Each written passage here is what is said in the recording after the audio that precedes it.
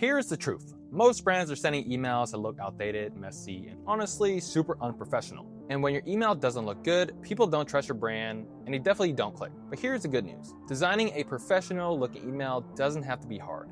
In fact, with Figma, you can curate clean, high-converting email designs that not only look great, but also drive real results. In this video, I'll walk you through exactly how to design professional emails with Figma in 2025, step by step, so you can stand out in the inbox and build a strong connection with your audience. I helped 120 e-commerce brands design and launch emails to scale revenue into 7- and 8-figure ranges. These are the same design principles and tools I use for my own clients, and today, I'll show you how to apply them to your emails too. Now here's the thing.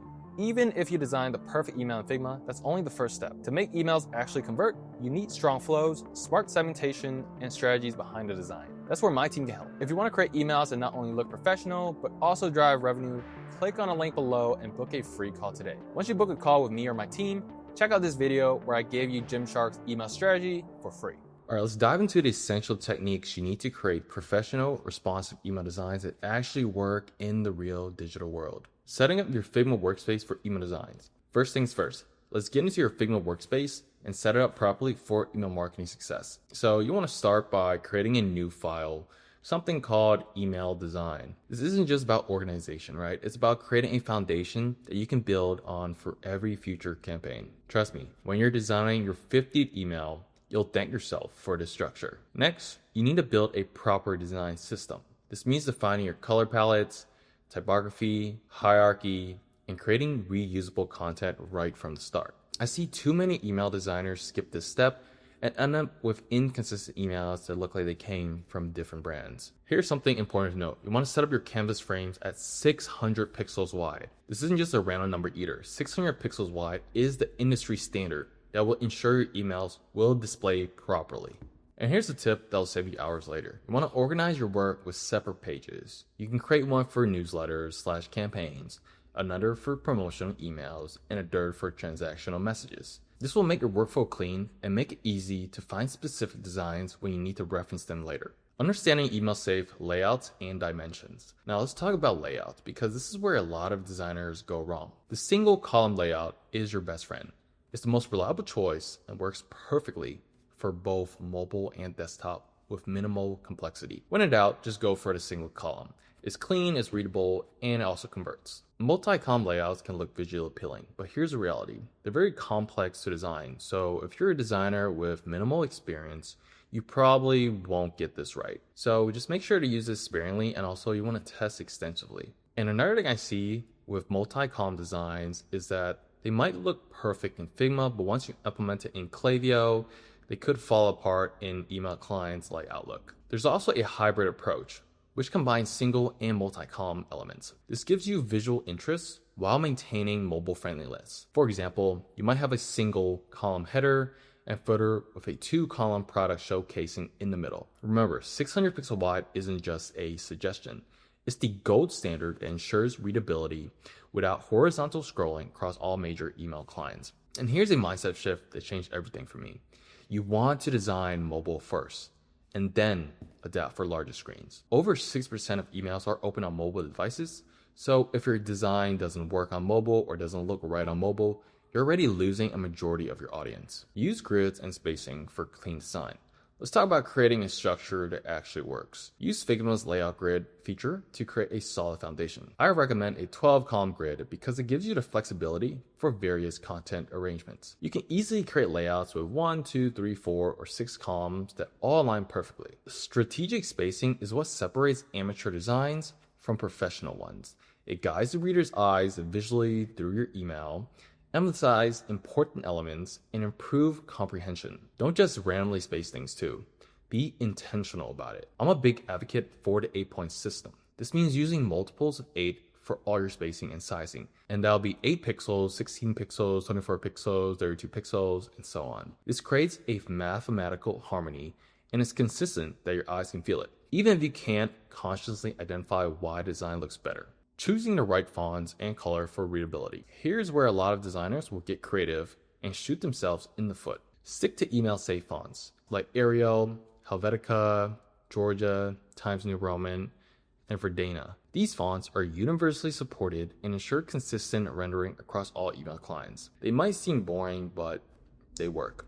If you absolutely must use custom web fonts, always include an email safe fallback. Your beautiful custom font might not load in certain clients, and you don't want your email falling back to some random system font that will break your design. For typography, use 16 pixels minimum for body text with a 1.5 line height. This ensures comfortable reading across devices and meet accessibility standards. Will meet your accessibility standards. Anything smaller and you're making it hard for people to read your content. Color contrast matters more than you think. Ensure sufficient contrast between text and background for accessibility. It isn't just about being inclusive, it's about making sure everyone can actually read your emails. You can use tools like WebAIM Contrast Checker to verify your color combinations, and then leverage your brand's color strategically. Don't use every brand color in every single email. Pick 1 to 2 colors that works well together and then use them consistently and create recognition and professionalism. Adding images to your emails without slowing them down. Images can make or break your email performance, so make sure to get this right.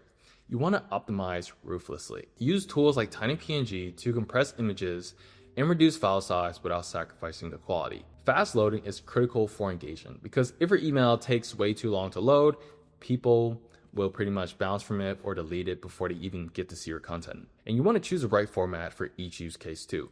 Use JPEG for photography and PNG for images with transparency or graphics with sharp edges. Each format serves specific purposes, and using the wrong one can bloat your file size unnecessarily. And you want to always include that alt text as well.